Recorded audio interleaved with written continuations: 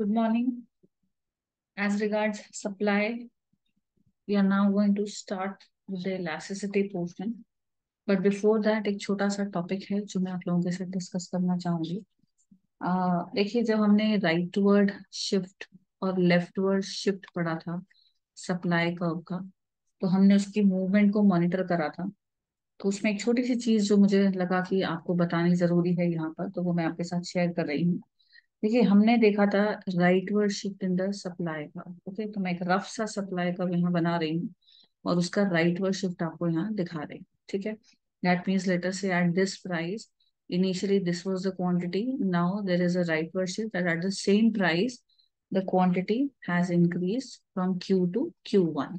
ठीक है, तो ये जो राइटवर्ड शिफ्ट हम यहाँ देख पा रहे हैं, ये किस वजह से हो सकता है?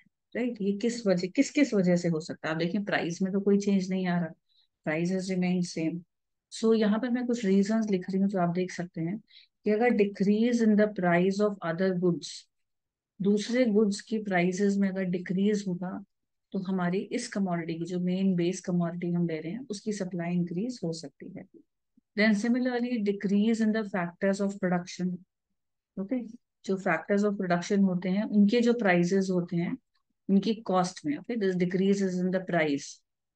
फैक्टर्स ऑफ प्रोडक्शन के जो प्राइस होते हैं, अगर वो कम हो जाए तो हमारा supply eight the same price हम इंक्रीज कर सकते हैं। यानी फैक्टर्स ऑफ प्रोडक्शन को आप इनपुट्स भी ले सकते हैं। राइट, देन अगर आपकी टेक्नोलॉजी जो है वो इम्प्रूव हो जाती है, या आप इम्प्रूव टेक्नोलॉजी यूज करने लग जाते हैं, एडवांस टेक्नोलॉजी यूज करने लग जाते हैं, then also at the same price you are able to supply a higher quantity.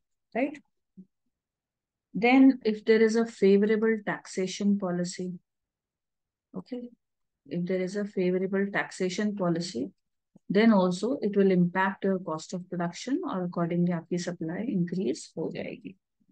Then if the firm has a goal of sales maximization, इस टाइम जो है, अगर फर्म का गोल क्या है कि वो सेल्स को मैक्सिमाइज करे, so in that case also rightward shift वहां पर आप ऑब्जर्व करेंगे।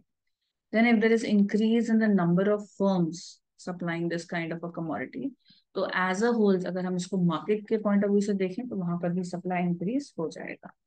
Then if there is expectation that the prices will fall, so if there is expectation of fall in prices in future, तो आप current prices पे supply को बढ़ा देंगे। Right, and then supposing there is an improvement in transport means or communication means, then also you will be better off and you will be able to increase the supply at the same price. Okay, so these are some of the factors which lead to the rightward shift, or you can say increase in the supply at the same price. I'm repeating once again: decrease in the price of other goods, decrease in price of factors of production, advanced and improved technology, favorable taxation policy, goals of sales maximization, increase in number of firms, expectation of fall in prices in future, and improvement in means of transport and communication. Right? इसी का अगर बिल्कुल reverse कर दें हम, तो हमारा leftward shift हो जाएगा। लेफ्टवर्ड शिफ्ट में क्या होगा, या आपका जो सप्लाई का इनिशियली यहाँ था वो अब आपका इस तरफ आ गया, यानी एट द सेम प्राइस अगर आप पहले इतना सप्लाई कर पा रहे थे तो अब आप इतना सप्लाई कर पा रहे हैं। ठीक है, तो इन्हीं कंडीशंस का जब हम रिवर्स कर देते हैं तो हमारे सामने सप्लाई कर्व का लेफ्टवर्ड शिफ्ट आ जाता है। यानी रिवर्स का मतलब हम क्या समझ सकते हैं कि ये जो हमने यहाँ डिक्रीज पढ़ा, ये जो राइट यहाँ पर जो हमने डिक्रीज पढ़ा, ये इंक्रीज हो जाएगा, increase in the price of other goods और increase in the prices of factors of production, या ये इम्प्रूव टेक्नोलॉजी की जगह ये कॉम्प्लेक्स हो जाएगी टेक्नोलॉजी, या आपकी आउटडेटेड टेक्नोलॉजी हो सकती है। Right, then there may be some unfavourable taxation policy, profit maximisation का गोल हो सकता है। Right, then decrease in number of firms हो सकता है, expectation of rises in prices, poor means of transport and communication वो भी हो सकता है। Okay, so these are the reasons. Now let us start the topic of price elasticity of supply. See, this concept is also parallel to the concept of price elasticity of demand because it shows the reaction of the sellers to a particular change in the price of commodity. That is how the sellers are going to react to a particular change in the price of the commodity. And basically, the change which is being referred to here is a quantitative change. Okay. What is a quantitative change in supply? So if I talk about what is price elasticity, I can say that it is the degree of responsiveness. Degree of responsiveness. You know what is responsiveness? That is how much a particular thing will respond. So degree of responsiveness, किसका degree of responsiveness? Supply का, ठीक है? Supply of a commodity का, with reference to change in the price of a commodity. With reference to change in the price of a commodity. Right?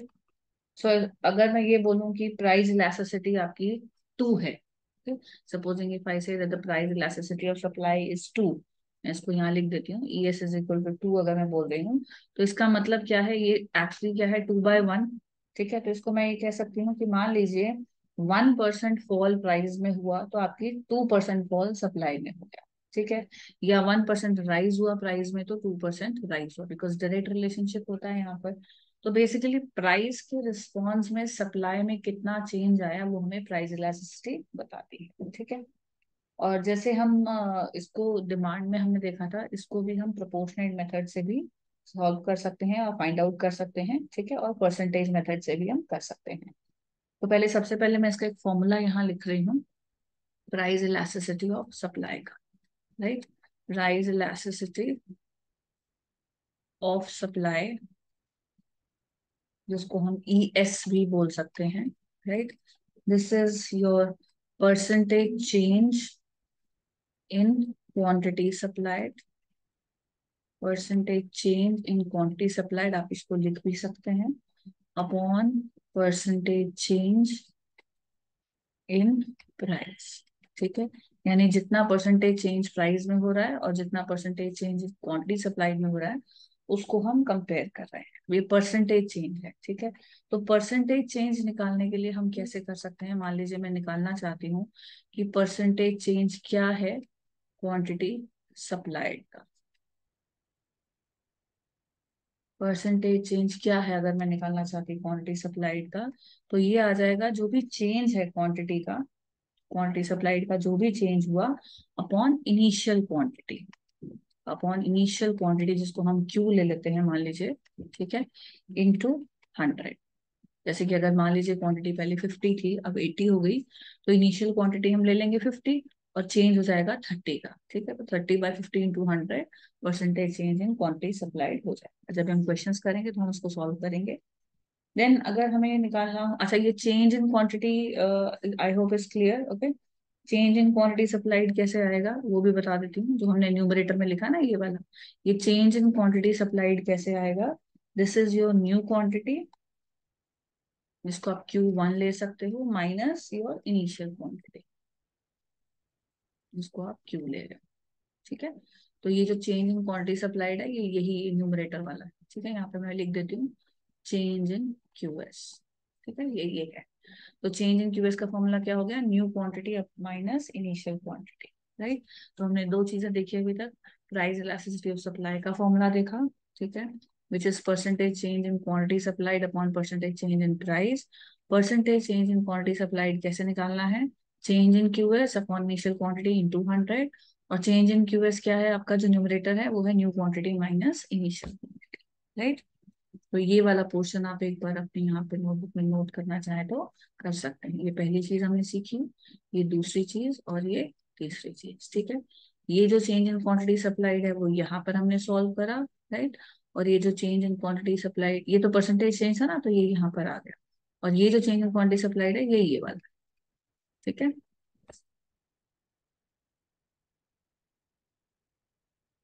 Then after that similarly हमें जैसे हमारा numerator का तो problem solve हो गया। अब अगर हम डिनोमिनेटर की बात करें तो उसमें हमको चाहिए परसेंटेज चेंज इन प्राइस। तो परसेंटेज चेंज इन प्राइस हम कैसे कैलकुलेट करेंगे वो अब देखते हैं। That is change in price, that is delta P, यानी प्राइस में जो चेंज हो रहा है अपॉन इनिशियल प्राइस। जैसे हमने क्वांटिटी में करा ना, अभी कुछ सेम वही तरीका है, अपॉन इनिशियल प्राइस इनटू 100। ठीक है, and then change in price, जो आप यहाँ न्यूमरेटर पे देख पा रहे हैं ना, ये वाला ये मैं यहाँ लिख रही हूँ। Change in price is equal to new price, that is your P1 minus initial price, that is P। ठीक है जी, तो इस तरह से आप इलास्टिसिटी को हैंडल कर सकते हैं। ठीक है, price elasticity of supply is percentage change in quantity supplied upon percentage change in price. Percentage change in quantity supplied is nothing but change in QS upon initial quantity to 100, and change in quantity supplied is equal to new quantity minus initial quantity. Percentage change in price is equal to change in price upon initial price into 100, and change in price is nothing but new price minus initial price. ठीक है, एक बार करके देखें छोटा सा question. ठीक है, next slide पे एक क्वेश्चन करके देखते हैं। Let us say at the price of 10 rupee per unit, 10 रुपए पर यूनिट के प्राइस पर एक फर्म है जो सप्लाई कर रही है, let us say 50 units of a commodity. When price rises,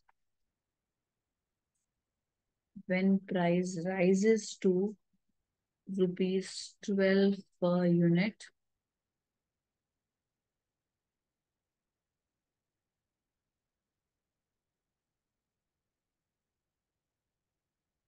the firm increases the supply to 70 units.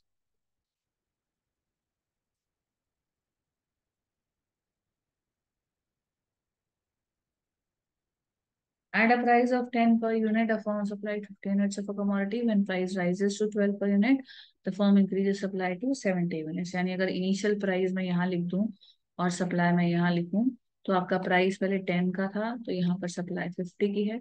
जब ये 12 का हो गया तो आपकी सप्लाई 70 हो गई। ठीक है, तो आपको निकालना क्या है, आपको निकालना है इलास्टिसिटी कितनी है, मान लीजिए। तो अब इलास्टिसिटी का फॉर्मूला क्या होता है, what is the price elasticity of supply, that you already know, that is a percentage change in QS upon percentage change in price. ठीक है जी, ठीक है, ये हो गया आपका ईएस का फॉर्मूला। परसेंटेज चेंज इन क्यूएस का मैंने आपको क्या बताया था, देखिए, percentage change in QS is equal to delta Q upon Q into 100। ये जो क्यू है हमारा इनिशियल वाला है, तो डेल्टा क्यू कितना आ रहा है बेटा, 50 और 70 का, तो हम इसको डेल्टा क्यू हमने पहले देख लिया ना, हमने क्या देखा था, delta Q new minus initial. ठीक है, तो न्यू कितना है 70, इनिशियल कितना है 50 upon initial, right, into 100। So this comes to 40%, 20/50 into 100, ये आ गया हमारा परसेंटेज चेंज इन क्यूएस। ठीक है, तो हमारा न्यूमरेटर का काम हो गया। अब हमें चाहिए percentage change in price. Percentage change in price is your delta P upon P into 100। ठीक है जी, तो ये हो गया आपका 12 माइनस 10, 12 कहाँ से आया, ये रहा। ठीक है, और ये 10, ये तो न्यू माइनस इनिशियल। ठीक है, इसमें न्यू माइनस इनिशियल याद कीजिएगा, नहीं तो फिर आपका आंसर नेगेटिव में आना शुरू हो जाएगा, जबकि सप्लाई में नेगेटिव कभी नहीं होगी elasticity, it is always going to be positive because of the direct relation. तो ये मैंने new minus initial divided by initial करा और इंटू 100 करा, तो इसका आ गया 20%। ठीक है, ये आ गई आपकी 20%। ये आ गई थी 40%, ये आ गया था 20%। अब आप अगर इस फॉर्मूले में जो आपका इलास्टिसिटी का फॉर्मूला है, इसमें अगर आप इसको सब्स्टिट्यूट करते हो, तो E S is equal to 40% upon 20%, and that is equal to 2। ठीक है जी, तो प्राइस इलास्टिसिटी इस कमोडिटी की आ गई आपकी 2। एक बार चेक कर लीजिए क्या ये आपको क्लियर है, is this clear to all of you? The next method we will do in the next video. Okay, thank you.